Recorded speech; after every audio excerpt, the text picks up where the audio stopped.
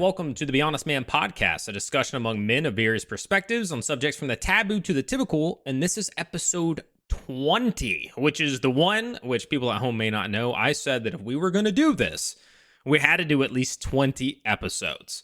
Anybody who's watching us, and we've done it. Yeah. Anybody who. So we can be done. We're done. All right. Well, anybody who noticed our large gap between our 19th and this one probably thought, well, they didn't make it. And so now let's talk about that. As you guys can probably tell, first of all, this episode is going to be two things. We're going to talk about where we've been, what the future holds for the podcast, and the topic of today's episode, which is fear. So starting with the first things, we took the holidays off. We basically, right before Thanksgiving was our last episode, and then we didn't do November, we didn't do December, and now here we are in January, about halfway through recording our next episode. We came to some conclusions, and ultimately we decided that we would be cutting down to 2 episodes a month for various reasons, and that will give us more time for promo material and stuff like that, be able to post more on social media, which we kind of fell off on, but also because, well, Indy has a baby on the way, so that's going to impact some things as well. Oh, yeah. Yeah, wifey is due any day now, and so yeah, my focus has been getting everything ready, getting everything prepped, and you think you got it all done, and you sit down, and then you realize there's 20 more things you got to get done, and I don't think that's ever going to stop, and as we discussed earlier, this is going to be my future going forward, is just prepping and thinking I've got everything and sitting down and realizing I don't have it, but yeah, appointments weekly, and getting this baby ready, so... Yeah, so for what that means right now, the plan is that he will be here for at least one of our 2 episodes per month. And depending on how things are going, once they have their son in the picture and they figure out routines and how things are working and whether it's a calm baby or an active baby, there's a lot of things that are up in the air. And so that will determine whether or not he's able to make 2 or 1 of them. So that's where we're at now. And the other thing is with these 2 per month episodes, we do want to try to once per 4 episodes, so once per 2 months, get a guest on. We want to do more of that, bring in some other voices and some other thoughts. But that should have you all completely caught up. If I didn't miss anything, Sean or Chris, if you want to jump in and cover or just add anything else about where we've been or what we're doing, or maybe a life recap. We've been gone for 2 months. So if anybody has any updates for anything. My life's been kind of business as usual. It's not much has changed. I feel like a lot of this I guess the actual idea of doing this twice a month was something that I brought up. And I think that's just because for me, just more time to prepare and easier to fit in with me personally, work and school and all that kind of thing, but also just giving you more time to prepare, more time to work on stuff, and not feeling like you've just got this kind of thing looming. But and then with the idea that with Indy having a lot more how do you say his activity coming into his life, a lot more responsibility. It's still wanting him to be a part of this. Obviously, I personally felt like it was kind of the best move, and luckily the rest of the guys kind of agreed, and we're going to make the best of it. I think that maybe it'll allow us to produce an even better product and try and get this more out in front of more people. So, let's see. So our last episode is right before Thanksgiving. For Thanksgiving, I flew back to Virginia to visit and see everyone. The original plan was I would get there, we'd hang out, have some fun, and then we'd record like a live in-person, maybe not live, but an in-person episode for us all to just be together, and that never came together. So I came home. December was pretty quiet. It was a big month for my wife. She had a lot of stuff going on with her job. Let's see. You've probably seen my gray cats in the background of some previous episodes. One of them died.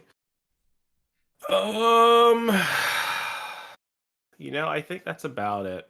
I've been working for the past month and a half or so. Unbeknownst to us, what the heck? I haven't told anyone. All right, well, dude. Yeah, so it's been busy. Okay. I tell you about my job. What the What the heck? I'm telling you, my parents don't know. No one knows. Big secret. Oh, Well, are wait, you? are you didn't wanna selling ruin- yourself on the Yeah, like, are streets? you a drug dealer? Like, He didn't want to ruin the Good, allure of where not I working. am, I could get away with it. well, are you enjoying it, or is it at least like okay? Yeah, it's fine. It is. Okay, I'm not. I don't want to go into too many details. It's a secret. So okay. Keep Fair the enough. man of mystery going. yeah, I think All that's about all I've had going on. I show in the up- life. secret agent. This I show up to motherfucker's put money in my gang account every 2 weeks.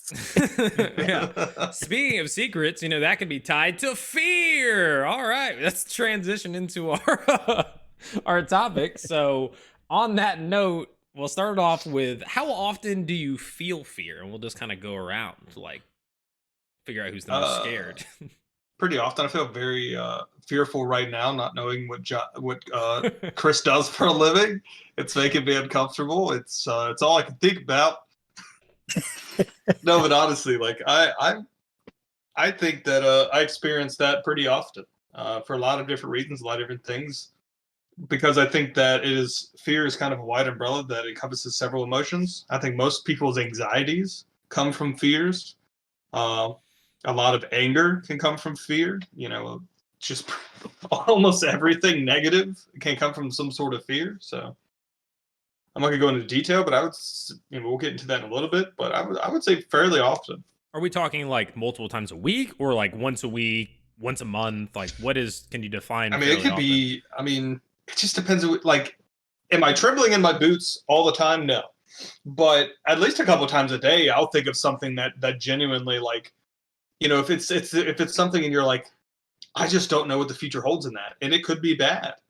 Mhm. It could be fine. But it kind of stresses you out. You have anxiety about it. Like, that's an everyday occurrence. Okay. Yeah, so I think the point we should probably start off is what would you be defining as fear? Because if we're going to that same point that Sean is making, fear could be I have to send this massive email to my boss and I don't know how they're going to take it, Mhm. or I have this looming presentation that I'm fearful of how it's going to be received, or is it like I'm going to die if I step out of this room? Yeah. And I guess And there's that's- varying degrees. There, 100% there is, and that's what it was kind of like. How often do you feel fear? And then the next point was going to be like, let's talk. What are your fears? And just kind of get that sort of. And then because I think it'll change some people's perspectives. Because initially, you might think somebody out there is like, oh, fear is like being scared of something in particular, and they may not connect it to stuff. So, Spiders. yeah, something like that, or lightning or sharks or something. But like, there's a lot more. Opening your door and there's a scorpion there. Yeah. So. A horse-sized scorpion. Okay, that's worse. Yeah, that scorpion's not so bad. Oh, it's the size of a small sedan. Well, There we Chris, what about you? How often do you feel fear? I would say I feel fear anytime I get past the third step on a ladder. Okay.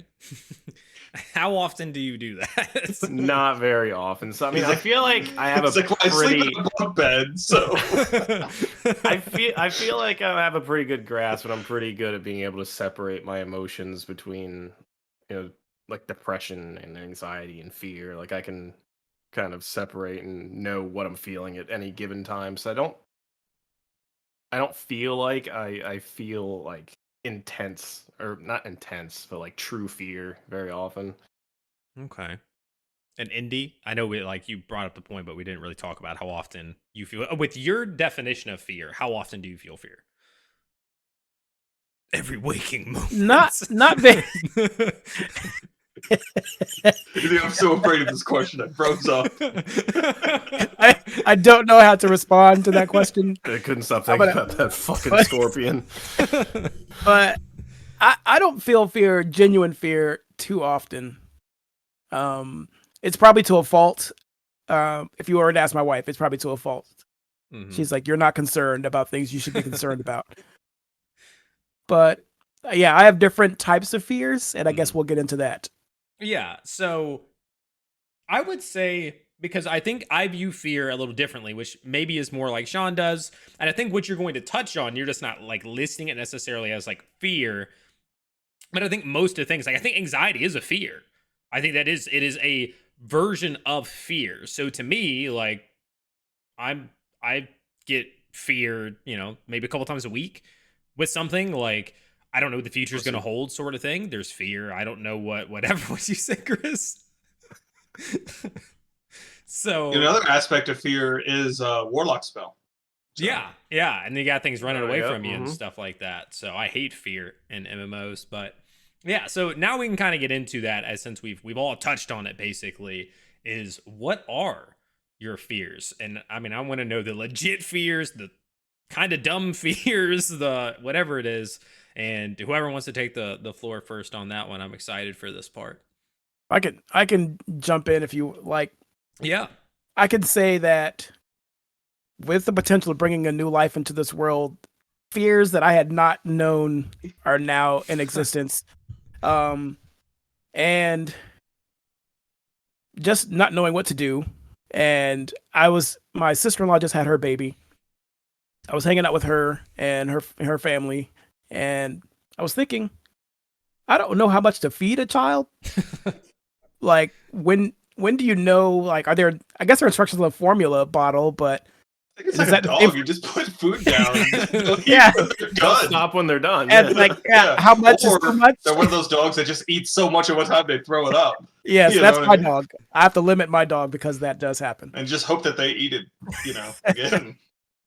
And with that child coming and not knowing what to do with that, also comes the financial side of it. You're like, oh yeah, we worked so hard to get to this point, but then we're like, hey, somebody's got to take care of this thing. And then childcare is ridiculous. Mm-hmm. The childcare that we were looking at, yes, so the childcare that we were looking at costs the same as our mortgage.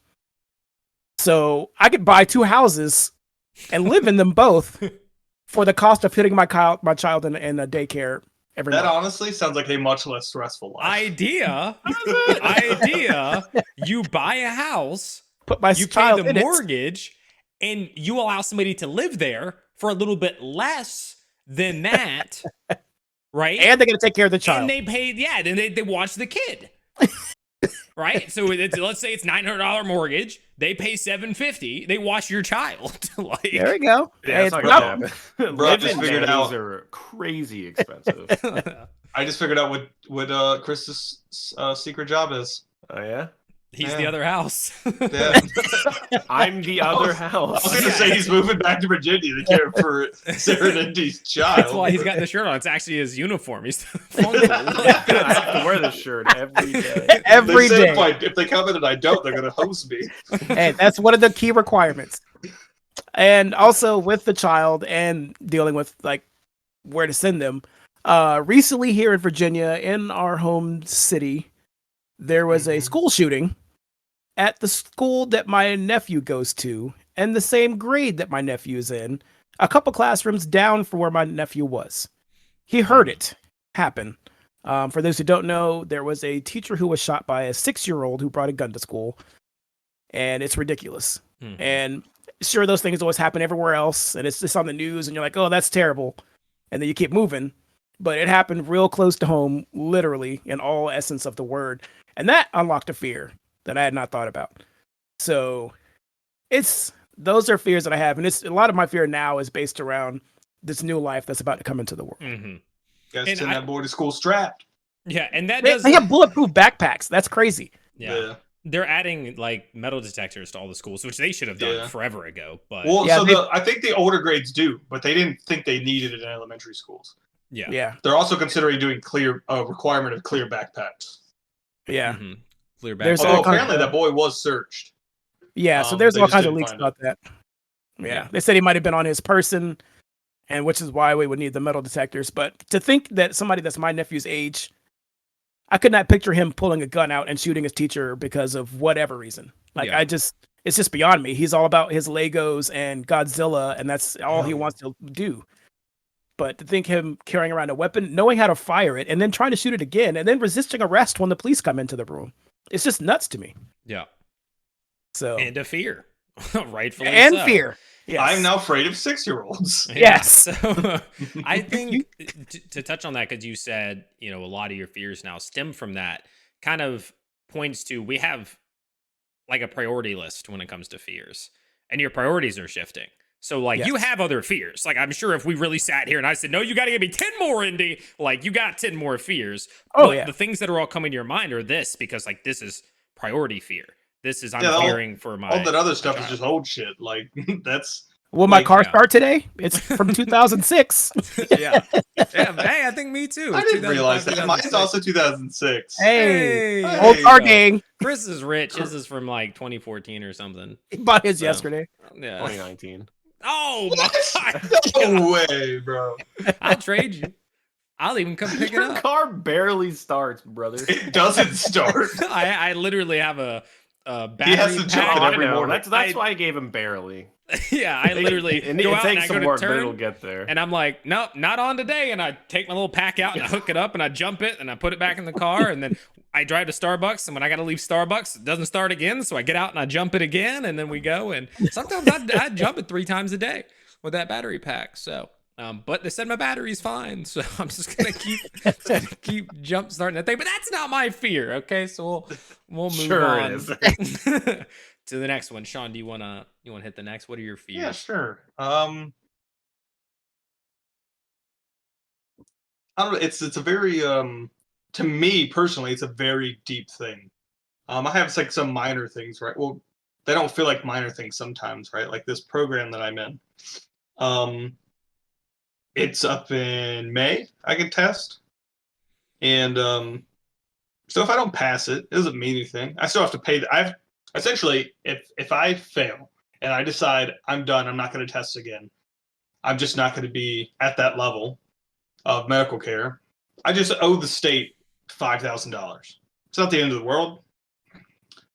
But my fear is that the judgment of my peers, which is unrealistic. I know none of them are going to give a fuck. Like, it's just, the only reason anyone really wants me to do it is because, like, well, you're doing the same job. You're just going to get paid a decent amount more to do it. Nothing else changes.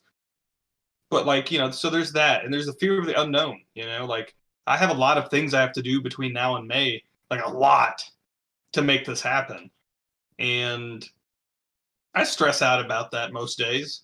I've gotten better about procrastinating with it. There's a couple, pieces of that puzzle that I've started moving on to start getting it done. But yeah, there's always been that fear that I've always had of not feeling like I have a future, which is a really strange way of looking at things. As in, like, I guess either I'm that type of person, or maybe it's a generational thing, or who knows, where, like, I felt like, you feel like you're meant for more, for stuff, like, at any point in my life, I've always wanted to be something, whether it be like a very highly successful musician or author or boxer or, any number, everything I've ever done in my life, I've wanted to make my personality and my career and be famous for it. And as I've gotten older, well, I've realized that, like, those being famous for anything really doesn't matter. But there's still also that fear of, like, what if I'm supposed to do something different than what I'm doing?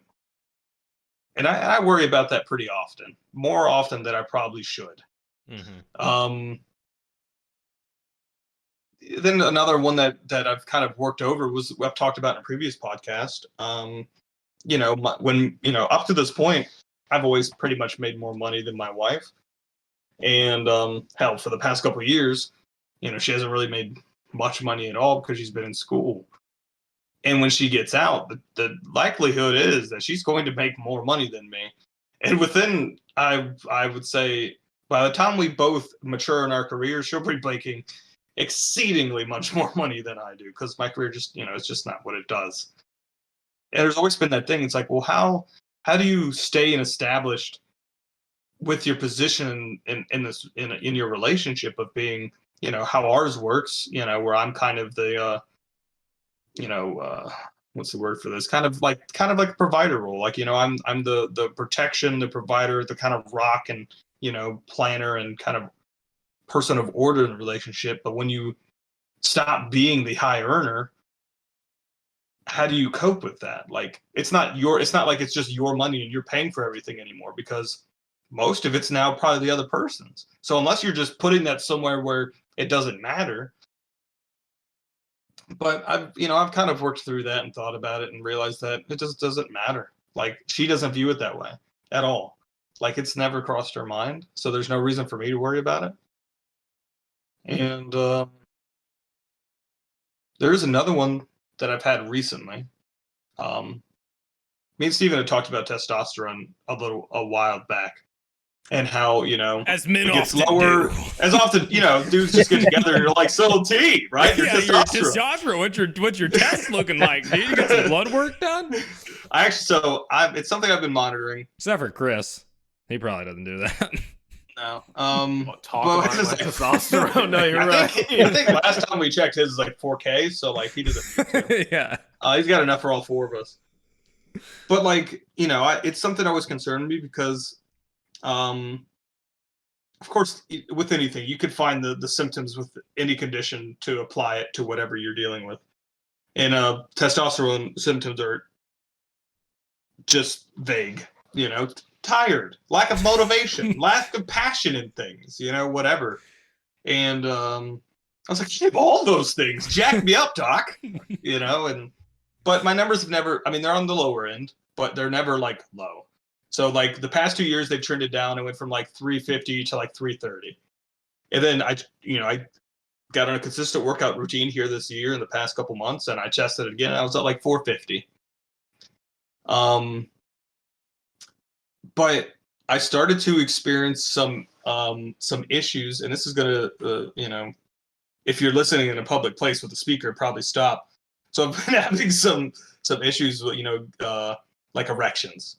Mm-hmm. And I am the type of person who is always very strongly, I guess, considered like, sex to be, it became a part of my personality. No boast, but like I've always felt like if there's one thing I'm good at, it's fucking. And so I'm I leaving, legitimately dude. Like I'm hopping off the I'm kidding. podcast. I'm not kidding. Like I literally No, I'm very he's kidding. serious. I'm dead ass. Like it's been a part of my personality. Like it's something I took a lot of pride I'm in. known for laying pipe. Not known for it. It's just anybody who's had the pleasure. Oh man, how did we get from there? Can't confirm. Yeah. I found my does. new fear. Anyways, so when you get to this point, and a couple months back, I started to be like, you're doing the business, all of a sudden it's just not there, and you're like, what the fuck's up, little buddy? What's wrong? Talk to me. And it's just like, okay, whatever. You brush it off. A couple weeks later, same thing happens. Well, then it starts happening like every time, and not just when you're with your partner, but like when you're by yourself, having some solo excursions, and just whenever you're like, I'm going to use this thing, it's just like, yeah, I'm not going to cooperate today. And you start to stress out. You know what I mean? Like, especially, in your, what am I now? How old am I? What, I'm about to be 34. Is that right? Yeah. Yeah, 52. It's just like, man, like, I feel like either I'm too young or there's something terribly wrong, and so like, I was like, I'm going to go get testosterone and stuff, which isn't going to fix an issue like that. But like, I genuinely was like, I am terrified. Like, this is something that is important to me. And like, I'm terrified this is just what it is now. Like, that I'm going to have to either take some medication or start to do, whatever, like to make this work. And I just stopped wanting to do it. I stopped, like, even if I wanted to, I'd be like, no, I don't want to do that. Because I'm just too afraid. I was so afraid that it would happen that I just wouldn't even give it a chance. And so I ended up finding, this is not an ad placement, but there's this program called Mojo, and essentially it's and they go through this process of asking you questions about it to make sure this doesn't sound like a medical condition. And then they're just like, it's probably a mental thing. Like I was going to say that. with dudes in their 20s and 30s being prescribed shit like Viagra or taking Viagra at like astronomical rates these days, they're like, almost all of those people, they're dealing with psychological issues. It's psychological ED. Yeah. Yep. And it's what I initially thought, because every time I would get into it, I would get this such a huge anxiety in my chest that it was like I was suffocating. but then I started to cope with that, and I did breathing exercises, and it got better. But the problem didn't. But once I explored this program, it teaches you kind of how things work and why things do that, and gives you exercises and explains everything in detail. And this isn't just some dudes on the internet. This is a very well put together app and program with doctors and sexologists and all kinds of shit. And it's actually like made a huge difference. You know what I mean? And but I don't think I've been so afraid of something in a long time as like staring down the idea that like, damn, bro, I may never get to use my penis without aid of something again. I think that goes back to some of the episodes we've talked about that on, because we've talked about ED Absolutely. before and stuff like that, but So also the masculinity, which was our very first episode. Yeah, we are deeply entwined with that. We're like, this is part of us. This is part of our purpose. This is something that we're good for, right? And so the fear that like, what do I do without that? Without that element of my life, what do we do? That, I mean, that would be a fear, no doubt. Yeah. So it's like, I feel like there was something else I was gonna say, but I can't remember what it is now. So I'm gonna pass the torch. We'll go along. I mean, you came packing a lot of fears. So, yeah, well, what is this podcast called? No, exactly. Be honest, man. I'm with you, dude. Yeah. I just, and just the You just roller didn't coaster expect me to come in hot with the dick talk. I get it. Yeah, I just didn't think that. Well, I'm really like. There's one thing I'm good at. You know what I'm saying? Like, it's that. Yucking. I mean, to go on to that though, we all have talked about how we've all had experiences with that, in some form or fashion or another. And I definitely had a spell where I had that same kind of mental block, where I was with wife and it was just like, all right, well, how about I take care of you and I'll be okay. Yeah. And it kept happening, and I was like, what's going on? And she's like, what's going on? And I don't know. Yeah, you can only do that so many times before they're like, bro, why would you show me the pee? Yeah. So it was I definitely realized I had a mental thing going on, and I think it was going on with, it happened, and then when you get ready for the next time, you're thinking about the last time. Like, it didn't, hopefully that doesn't happen again. And it's called spectatoring. Yeah. So essentially you're just sitting there and just like watching it like a hawk. Yeah. But the thing is, and it talks about this in that thing, and I highly recommend it. Again, it's called Mojo, but not paid, not sponsored. He's not paid literally all, and just worked for him. So, and like when you have an erection, it's constantly like softening a little bit and hardening again. Like it's constantly doing that, but you don't notice it. And the thing is, like when you're already worried about it and you're staring at it, and you're the whole time you're doing your business, and what you're focused on most is like, is that thing staying where it needs to be? And the minute you notice any minuscule change, it's the doomsday, bro. Mm-hmm. So no, it's a thing. It's a scientific thing. And again, we've talked about this on multiple episodes. So just if anybody's listening and go listen to one of those. I think the porn episode, I don't know if it actually was talked about the masculinity one, but there are multiple episodes where we talk about this. I think it came up in health, masculinity, and porn. Stuff like that. So, you can check those out as well if you want to hear more about that. And just the fact that, like, if you're experiencing it for the first time and you're 25 or you're like, it's not the end of the world. And it truly does happen to everybody. At some point, you will be like, what's going on? The ability to know, like, it was a one time or like whatever, and I'm going to bounce back. And then maybe in 6 months, it'll happen one more time and I'll be good for 6 months. Well, knowing that is okay will help you not get on that cycle of like, oh God, oh God, oh God, because that's what's going to keep it going. So we'll move on, I guess. Chris, give us your fears.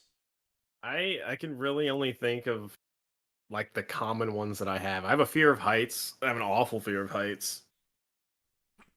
I have, just a general fear of the unknown.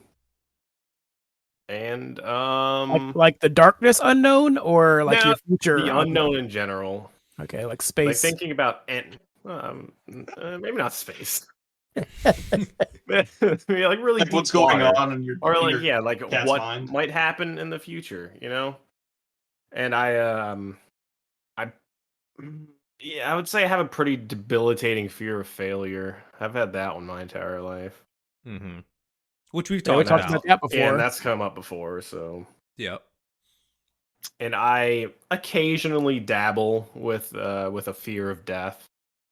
Okay. Not too often, but every once in a while I'll just be laying in bed and thinking about dying, and I'm like, So that kind of with sucks. with that, so are you fearing like something's gonna happen, or that you just may like croak over at any moment? Or just the fact that you will die at some point. It's like the hmm. It's like a fear. I guess it kind of ties into the fear of the unknown. I can't say with 100% certainty what's going to happen when I die. Yeah, You know, or if no one anything can. happens, or yeah. Yeah, exactly. I mean, I know I have my beliefs, but what if they're not? What if I'm wrong? Mm-hmm. Just thinking about it, sometimes it just gets in my head and it freaks me out a little bit. Because there are times where I think about it, I'm like, you know what, dying probably isn't so bad. At that point of my life, if it happens to come that late, I've probably accomplished enough. I've probably lived a pretty okay life. I'm probably ready to go. No, I just keep thinking about but then that's just it. Like, what's it like to just cease to exist? Everything I knew was gone. I'm just a speck in the universe. I think. I mean, you're just a speck in the universe now. So. Yeah. Wow, bro, he's right That's there, man. honesty, bro. Yeah. That's Well, all we are. I know and then some I people just counter kinda, that with the Yeah. before you were born, you didn't know, you didn't think, you didn't, and so people counter that like, was that bad? You Yeah. didn't know. So It's awful. Like, I actually hate that part. Being in the void. Yeah. Yeah. Doesn't actually counter my point at all. You made it worse. Thanks. Yeah. What if maybe people are right when they say we've had past lives and shit like that. It's like, what if I get to this next life and I start remembering things from this life? You get a respawn, bro. Yeah. But That would it's be just, I mean, that would be neat. Or isn't it like as you age, you lose the memories of the last life, which is why like kids say stuff or do whatever, and you're like, oh, that's from like the previous life, but then they forget, and then you're stuck in Yeah. this one. yeah, kids say the darndest things. Mm-hmm. Because it's Yeah, I mean, actually that's- Harold Jr. from 1932, and I mean, that's all I can really think of as far as fears. And it's, I assume as I get older and progress in my life, I'll develop some new fears, just like allergies. Yeah. I think the one fear that I know I have that I don't even know will ever actually come true is bringing a daughter into this world. I don't know if I'll ever have a daughter, but the thought of it is terrifying. yeah. So why would you say that? Like, what scares you about having a daughter in particular? Oh man, like I don't want to sound like insensitive, like stuff can't happen to men. Yeah. But We're being the, honest. the thought of having a daughter and then hearing one day she's been assaulted or something, or it's shit like that, and knowing what's going on with women and abortion and shit like that, it's like the idea of bringing a life into this world and neither of us have control over it is terrifying to me. It's valid. I mean, I'm terrified of bringing a kid into the world in general. Yeah. For a lot of reasons, not just Oh, yeah. for those. Like in general, it's like with how things are and how whatever. Like, do I want to add somebody to the mix here? Is one, and then two, some of the reasons that like Andy mentioned financially. I'm like, can I have a kid? And I think a lot of people are always have that on their mind, and then you see the people like my mom who raised two kids on like nothing, and you're like, you don't need as much as you think you do to make it work. You just want it to be where like you live the same life and you have a child. But like it can be done. But I'm in the same boat where like I think and I'm like, dude, if I had a kid, like I wouldn't be able to afford it. And it's like, yes, you can, you dummy. Like you could do it. It would be different. You would alter your life. Um, and just time and commitment and stuff like that when it comes to the stuff around kids. You give up a lot. Like, your life isn't as much your life anymore. You not only do you have the priority to your partner if you're with the person you're having the kid with, but now you also are splitting with the child. So now you owe your partner time and things and resources from your life, whether again it's, whatever it is, and now the child. And that's like another thing. And you're being, in a lot of ways, people view it as positive. You're connecting and you're going into all these different areas and you're growing, you're feeling more love. And on the other side, you're being torn in all these pieces for the other people and their things. So that's a fear in that regard. But my more general, I would say I definitely have the fear of failure. I definitely have, even with the fact that I got offered a job and we went over it and it's something I've kind of done before. I'm still just like, I don't want to mess this up. Like, I'm just like, I don't want to be the guy who gets hired and they think really highly of me. And, they have all these things and they're so excited to bring me on. And I'm just like, tone it down. Like, let's set the bar a little lower for me, like, let's not think I'm the greatest thing ever, because like, I don't want that. And the fear of not living up to expectations. And that's in every area of life. I kid you not, no matter what I'm doing, I'll be getting ready to go out on a date with somebody and I will make sure to list things that they might consider flaws ahead of time. I'd be like, hey, if you didn't know, I'm 5'8". Like, just to say it, just to list it out there, for a fear that like they'll see me and they'll be like, that's not the threshold that I had set for me. Like, that's not so any fears like that of like judgment or disappointing people is a big one. I think one that has been way more on my mind in recent years is losing people. The fear of losing people. I'm not so. Whereas Chris has like kind of that fear of death that comes up with him, and I'm sure he's afraid of losing people too. I don't think about that nearly as much. I don't think about myself dying nearly as much. I think about other people dying more than I ever thought I would ever since Polina died. Like, all the time I think about, like, what if this person died? What, like, this person could die.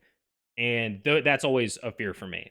That is a pretty regular occurrence, honestly. And so Sean and I's grandmother actually passed away 3 days ago. Oh, wow. And we weren't exceptionally close with her. We were talking about it. I said I think I might have seen her 4 times in my adult life. So we weren't super close, and those were just like, little gatherings and stuff. And I remember as kids we went over and spent like a weekend or something, maybe twice in our teenage years or something, maybe That was before just teenage years. babysitting, Yeah, you know? that was babysitting essentially. Like, I think my mom was going on a trip, and so she dropped us off at grandma's.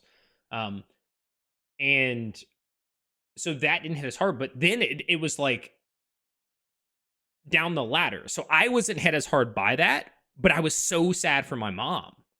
I was like, my mom lost her mom, and that made me sad. And so there's like the extra fear of like me losing somebody, but somebody that I love losing somebody. And so that's like some fears that I have with that. I touched on the failure thing.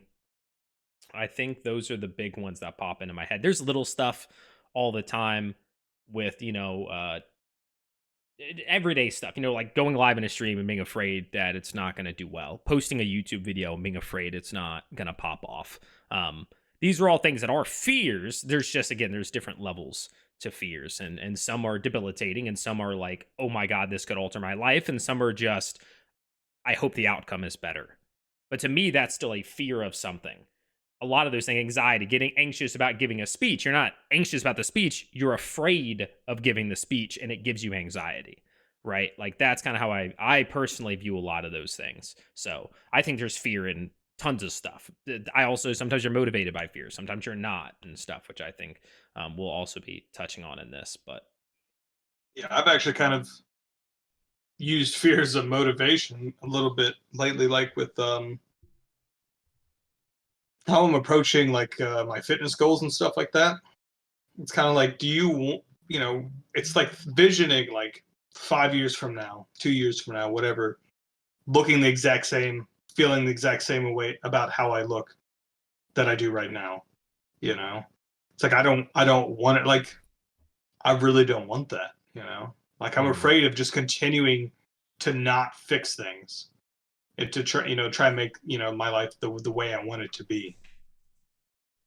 So I mean, it can be a good way to look at it. There's no doubt about that. Oh yeah. So I'm curious, we've listed some fears that we have. What is a fear that you once had, but you've overcome or made big progress on, or something like that? Give me a fear success story. I can tell you, I used to be afraid of public speaking, or getting in front of crowds, the unwanted eyes and the attention. I lost that very quickly, I guess, through going through school. Uh, I guess somewhere around middle school. Uh, yeah, somewhere around middle school, I got rid of that fear. I don't know exactly what was the trigger. I just know that I think it was a positive reinforcement from teachers that I got that got me over it. But a lot of people in school, they hated school. They didn't like when the teacher was calling their name for something, or well, let's all open up the page, blah blah blah, and let's read. And they would go down the classroom list. All right, you start off. You read this first paragraph. You read the next paragraph. I would read the entire page, and teachers like, "Oh wow, you read so well. Thank you, so articulate." And I love that little, kudo, that pat on the back. Mhm. And then my classmates would be like, "Bro, thanks. I did not want to read. You read my portion. Thank you so much." And it got to the point where I loved all of that so much that I threw my hand up every time. Who wants to? I got it. I'll read. I'll do whatever. And I quickly got over that. So I don't have a fear of getting up in front of large crowds at all. And so that was a fear I definitely got over. And yeah. All right. yeah, it's funny. Sorry, Sean, sorry. I was gonna say because I also used to. It wasn't just crowds. It was talking to anybody. You can ask Steven. I couldn't even call and order Chinese food. Like calling someone on the phones put me in such a. I'm petrified, paralyzed by the idea of it. I forgotten about that. Yeah, you were weird. Yeah, no, like and that continued for a long time. I still I don't like having attention on me, but like I am way past that point. Like at this point I just go up and talk to anybody. And even into my adult life, when I first started this job, like I'd go into people's houses who called me for a medical emergency, and I'd be awkward as fuck, like, and like I'd be like, they'd say something, I'd just be like, and like, but now I'm just like, I walk in, I'm like, hey guys, what's going on? Oh yeah, okay, you want to come? You jump in the box, let's go. I kind of, and maybe it's the job that's pushed me past that. But these days, bro, I can talk to anybody. I can walk up to anybody, like, hey, let's, do this, or hey, whatever. I want to like when I'm in class and stuff. I still don't want to be bothered. Like, do not fucking pick me. Don't ask me to answer questions. Like, I just do not want to. But it's not so much of like it was like growing up, and I say growing up, but like even into my 20s, like my late 20s, of being like, man, talking to people is terribly uncomfortable for me. And that's definitely something. And then what I talked about earlier with the financial situation stuff, that's a big one. But and then like I feel like I used to be kind of worried about death and things like that. But I don't know, and I think now, and maybe it's because I've kind of forced myself to think about it a lot and almost meditate on it and consider it, and with how much of it I see in my job and with what I do for a living and the potential for danger and harm and stuff like that, like I've just kind of come to terms with it. I'm not saying that if like someone close to me died and stuff like that. I mean, obviously it's very different. I have a much better understanding of it, but it's still like no one is immune to the emotions tied to that. But when it comes to thinking about my own death, I don't fear it at all. I'm at terms with that. I feel like with everything I've done in my life so far, if I croaked dead right now, I'd be extremely happy with everybody I've known and the things I've got to do. The friends I have and the people I love. Like, I'm good. Yeah, there's lots of stuff I want to do in life. Like I was just watching this video of this lady visiting Kyoto and stayed at some of the coolest hotels, eating some of the nicest food I've ever seen in my life. Like, I want to do that. But if I never got to do it and I just had whatever I've done thus far, I'm good. Mm-hmm. Obviously, I don't, that's not an intention, but it's just I mean, like I it's said. being I've happy some with I've what you thought. got, or Yeah, and what I've you've just been done. very focused on that for a while, just to try and come to terms with it. Reading like Stoic philosophy and stuff like that, it's kind of big on that, and just not fearing death. It's just not anything to ever be worried about. So that's something too that I've kind of overcome. You got anything, Chris? I have more fears as an adult than I did as a child. I can't say that I've overcome any fears. If I had to really dig deep, I haven't really thought about this up until you brought it up. My wife is also scared of heights. I just think that she is slightly more scared than I am. So anytime we go somewhere that involves a high place, I have to suck it up a little bit and act like I'm not scared, so she can hold on to me and we walk along. And that's about all I've got. We went to a World War II museum around here a couple months ago, and we took the elevator up and we got to like walk around and look at like the planes and shit they had hanging down. And I don't know, we were maybe 5-6 stories up, and she was like shaking, and I was like, this is fine. And I looked down like, Be strong, Chris. like, Be I'm strong. good. Let's fucking go. So I just looked straight, never turned my head again. She had no idea. So it's funny. I'm also afraid of heights. My brother is afraid of heights. He hasn't mentioned it, but he is. My dad is afraid of heights to the point It's that debilitating. it's like embarrassing. No, I'm just kidding. It is debilitating. If you ever want to get over, or not get over, but push your fear of heights, let me know. Because one of the things we do in the fire academy, one of the very early things we do, is we have 109-foot ladders that we'll put at a very steep climbing angle, and you just have to climb it, hand over hand, foot over foot, climb the ladder, and you're not attached to anything. You're not attached to anything at all.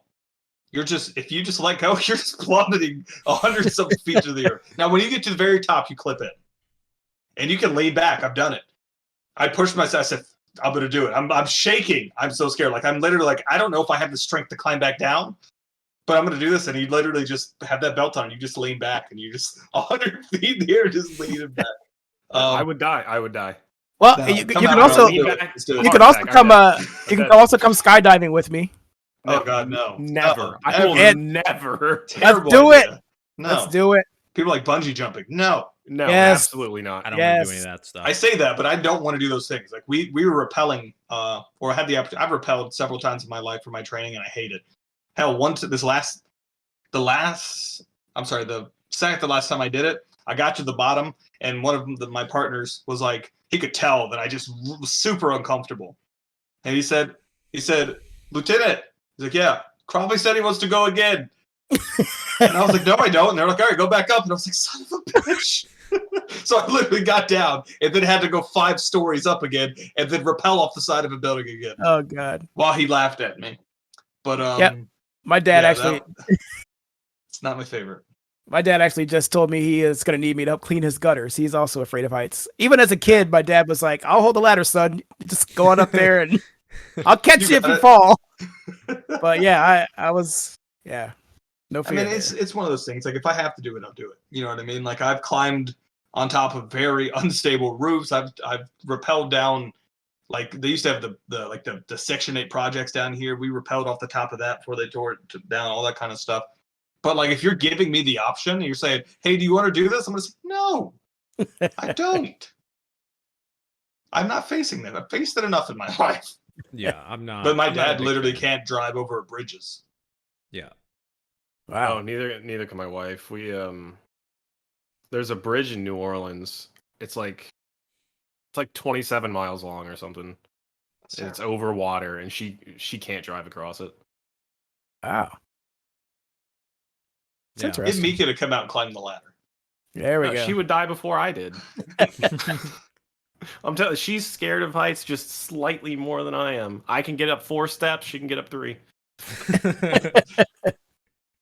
All right.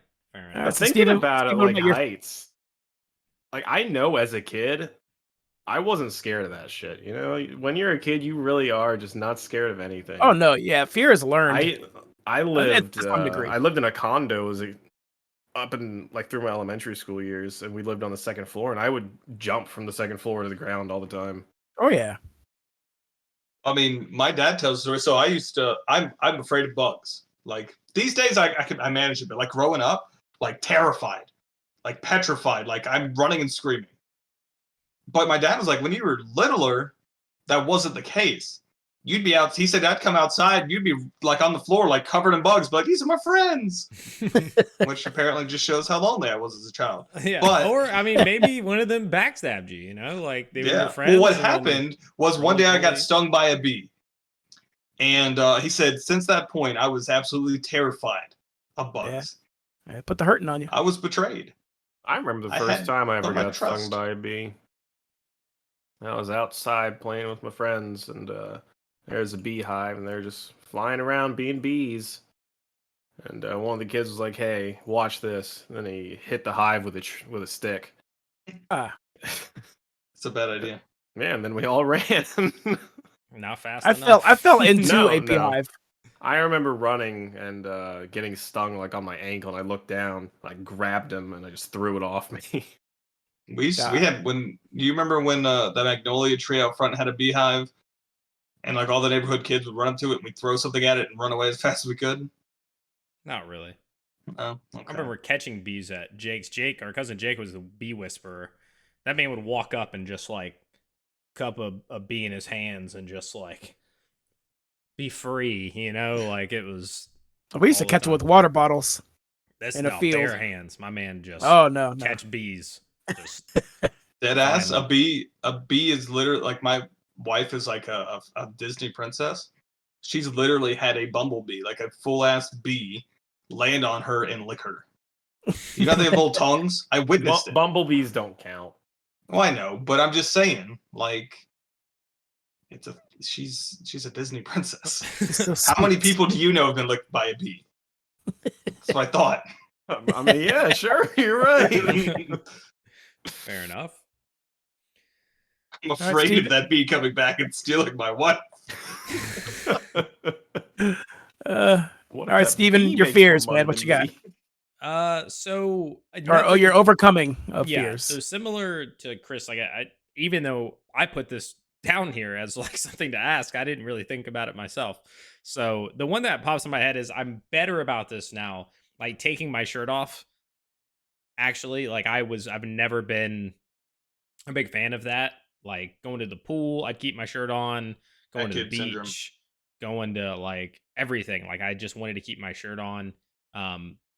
During sexual encounters, I'd be trying to keep my shirt on. Like I'm just like, no, that'll stay, you know, right where it's I just at. really like the way I look in this tee. Yeah. Oh, So sorry, tank top. You're wearing a tank top 90% of the time. yeah. So that's one I've gotten way better about. Like I'm much faster to take it off, going to the pool, doing whatever.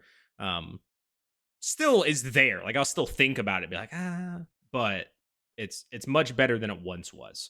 Get a You know. sick chest tattoo. So like you'll be like, yeah, I'm gonna take it off and show off my sick chest tattoo. Mm-hmm. There you go. That's what Sean did. Yeah. It's like I'm still fat and I don't like the way I look and I feel like I look like a pile of biscuits, but it's colorful. It's a colorful pile of biscuits. Very pretty. Yeah. So with all that being said, and we talked about different fears and stuff, fear, good or bad? I think it's good. I mean, so I think it can be both. It is Okay. both. I mean, fear. Yeah, definitely Fear both. is a big reason why we as humans survive. Yes. Yeah. It keeps you alive. It's having sure. healthy fears. Yeah. Because a lack of fear completely is stupid. I always say that in my job. Like, I'll literally ask new guys, "Are you afraid of fire? Like going into a fire?" They're like, "No." I'm like, "Why?" Well, Are you an should idiot? be. Yeah. Yeah. Like, literally, like that could kill you. Like, Yes. you could just go in there because you're just acting like, you know, some sort of cowboy and go in there and say, "I'm not afraid of anything," and the roof collapses in on it because you're not paying attention to anything. Because if you're not Yeah. afraid of it, like, what bad could happen? I'm just going to go in and Yeah. do this. I'm not looking at the structure, you know, structural integrity of the roof and stuff like that. I'm not looking at the contents or what the smoke looks like and is it pushing hard and fast and it's gonna, flash over or something like that. Like, you need to be worried about those things.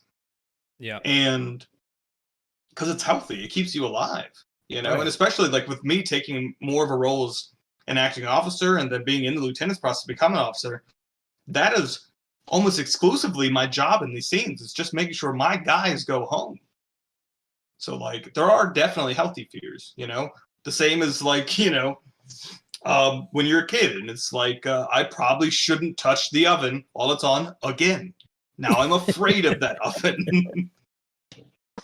Yeah. So I think that kind of touches on the biggest aspect of fear is that we all know that fear is in some ways, I mean, it's a biological response to protect yourself, right? Like protect yourself.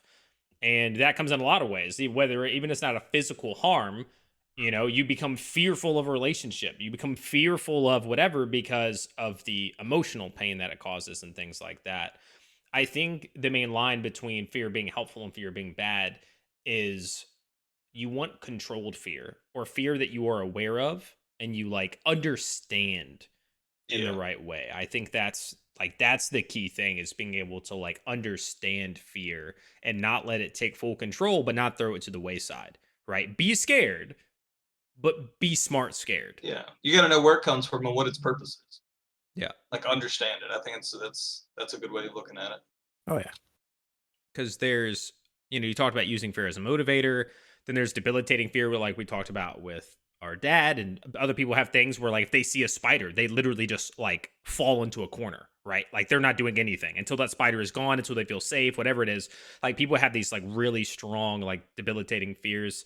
And then there's the general ones, which we're kind of talking about with like the fire and stuff. It's like it's for safety. It's a natural. You should have that fear. When somebody says, "No, I'm not afraid of fire," it's like, well, you're stupid. You should be afraid of that.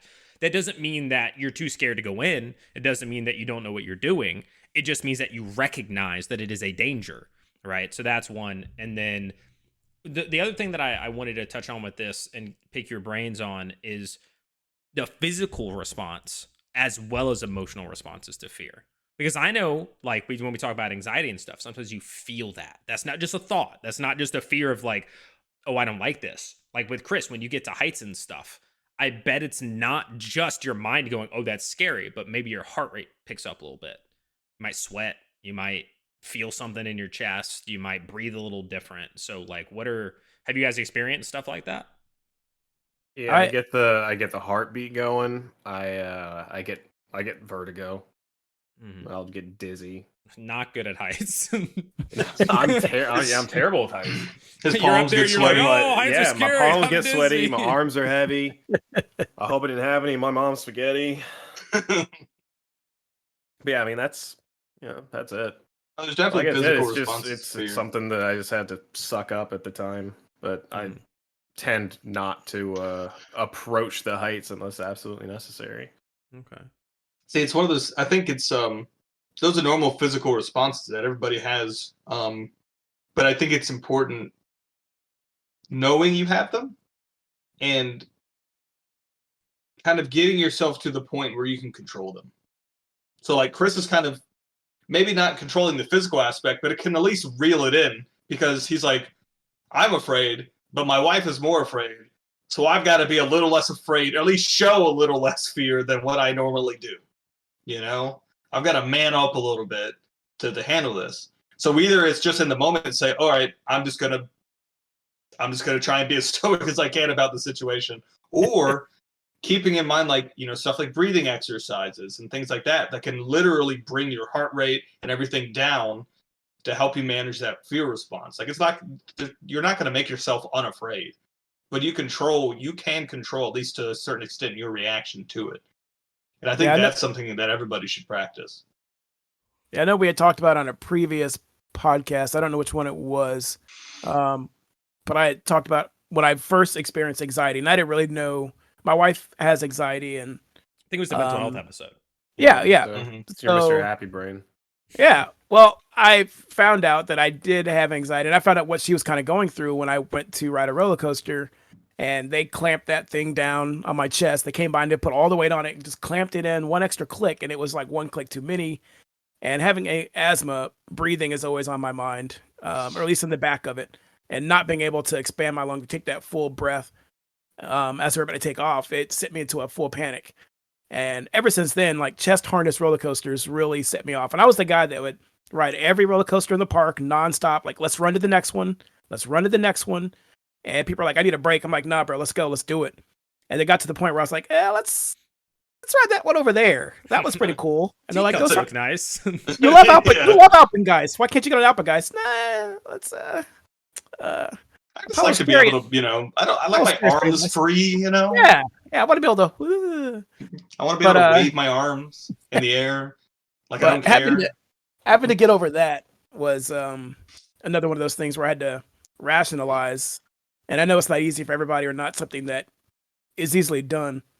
And it definitely took me multiple times before I got back on a roller coaster with the chest harness. And now I'm fine with it. I still have that, it's in the back of my mind.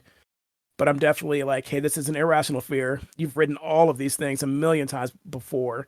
Nothing's happened. Nothing's gonna happen. At least not into that aspect. And it's a mental game. And I'm trying to talk myself out of that. So that takes us into kind of the final thing I wanted to touch on, which was overcoming fear. So earlier we said, what is something you have overcome? And then you just kind of touched on another one. Do you have specific methods?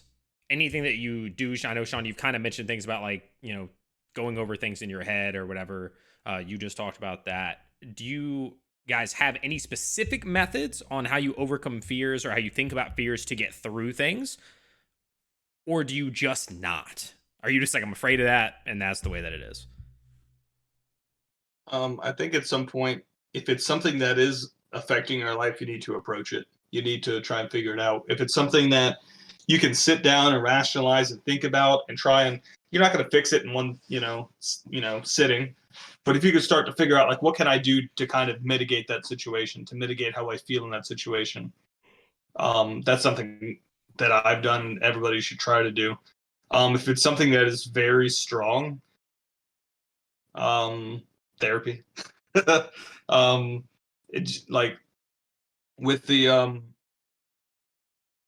PTSD issues that I was having, my biggest fear beyond the fact that if things continue to get worse, that I might end up harming myself, was that I wouldn't be able to do my job. That I would go to work and there would be something similar, something that would trigger me, and I would freeze up. And I thought about that constantly. And just I got to a point where I was so afraid to go to work and was pretty much debilitated, at home. I couldn't do anything at home other than just sit and stare, that like I was like, I have to get help. And so there are some things that are just going to weigh so heavy on you and freak you out so much that you may not be able to fix it. You have to go get help from someone else. So I highly recommend that, as we've done many times on this podcast. Go talk to somebody, get some therapy. Mm-hmm. But with a lot of the day-to-day stuff, like with me stressing about this class and stuff, I could be afraid and like work myself up and all this stuff about the future and all the things that hold. Or I could sit here and be like, well, what are some steps I can take? Like, if it's something I can affect, how can I affect it? If it's not, like, maybe it does work, maybe it doesn't. But I'm not the type of person that's like, I'm afraid of heights, so I'm gonna force myself into heights. Like, that's not gonna. Maybe that would help me, but I don't feel like it's going to help me. Mm-hmm. But if there's other things that you can take actions to kind of at least take some of the weight off of those fears, to just kind of soften them a little bit, you should do it. What about you, Chris or Andy? You guys got any specific methods or anything, or do you just accept your fears? I've pretty much accepted them all. I am very aware of what I am afraid of. When I started going to therapy, that certainly helped with my fear of failure. Okay.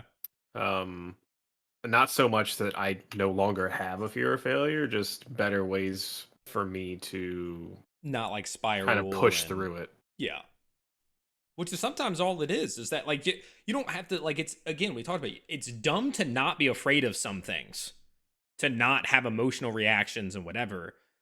the strength is to, or what you want to do is have the strength to get yourself through that fear, to be able to act in that fear, to be able to react in that fear, right? When the bear is about to attack you, you don't want to freeze up in that moment, right? I remember, Swing on him. yeah, punch that bear, you know?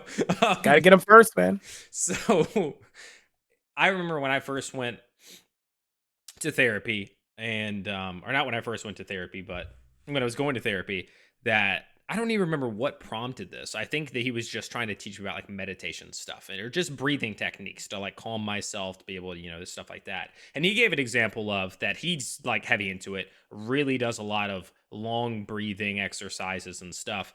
And he gave this example of he was in some foreign country, and it was the type of place where like this gang or whatever kind of ran stuff, and they busted in and like guns were out and they were fighting people, whatever.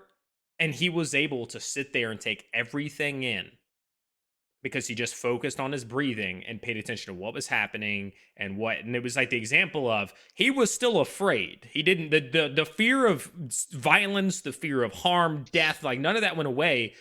But he just focused on how could I survive this? What's the best course of action for me to take? He didn't get lost in the fear. That fear is what like led him to, okay, I need to take X decision, which will lead me to Y decision, which will then get me out.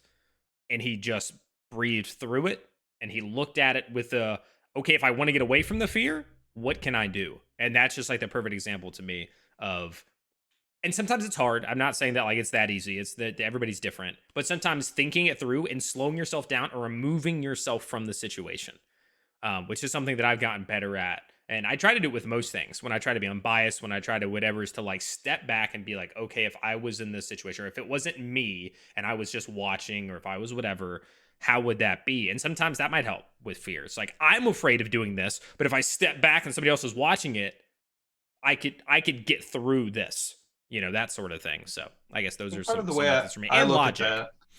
Yeah, part of the way I look at that, and it may not be the actual scientific way, but it just makes sense to me, is that like you're not going to get rid of like the mental aspect of it. You can't just snap that off by trying to do something. So the psychological aspect's still there, but you know, your body has a physiological response to whatever is going on with that. What you can control is bringing down and kind of dampening that physiological response so you don't spiral and get out of control. Yeah. And so like he said, all of that fear and emotion is still there, but it's just not allowing your body to become like overtaken by it. Because when your heart rate starts speeding up and your breathing starts speeding up and you see those things and it all just starts compounding on itself. You know, like Andy's example is a good one. It's like he wasn't having an asthma attack, but the fear of having one sent him into a way that he felt like he might have been having one. You know, but being able to slow yourself down and control that physiological response is huge. Yeah, it's definitely the key. I know when my wife and I are going through these like birthing classes, they were talking about the scientific aspect of breathing and how slowing down your heart can detract from the pain that you're going to be feeling or the anxiety, and just controlling your breathing is key at the start of all that to control your body's response. So there's definitely science behind that statement. Yeah. Breath work is good. I mean, in general, like, I mean, the research, even if you're not like spiritual or like believe in, you know, oh, you think it's all voodoo, whatever. No, like go read a research paper. Like the breath stuff is like super legit. When it comes to a lot of stuff, just like the way that you breathe. I know one of the ones for calming yourself down or de-stressing that I've heard a lot on Huberman Lab podcast and on other things is, you know, it's like 2 inhales where you don't exhale between the first. You would go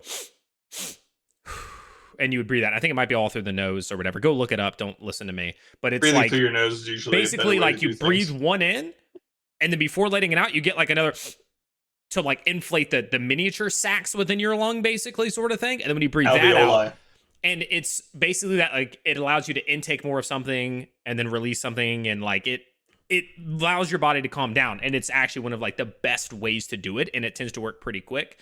And so look that up if that's something that, you know, for anxiety or a stressful situation before you get out there, you want to calm yourself before bed.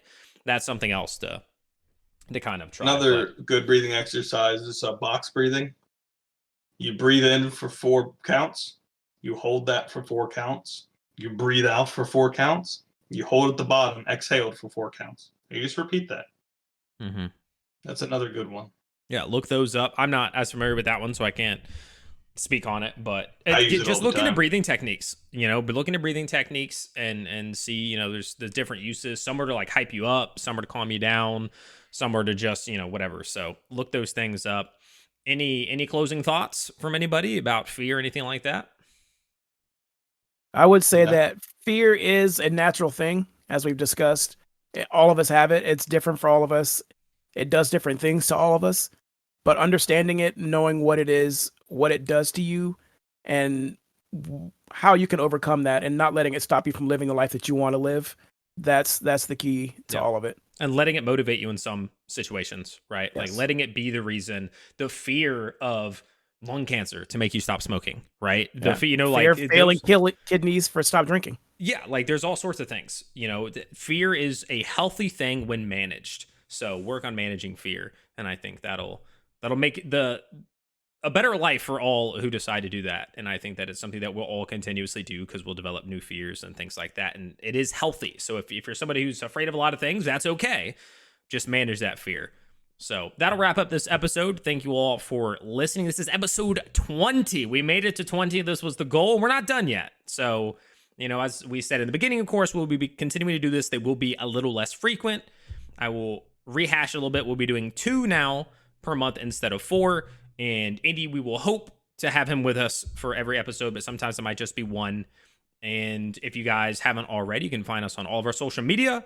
Most of the time it is Be Honest Man or Be Honest Man Pod, but you can find it all at BeHonestMan.com, along with links to all the platforms where you can find us, YouTube, Spotify, so on and so forth, if you want to listen to us somewhere other than where you're listening to it right now. Thank you all for listening yet again. And until next time, be honest, man.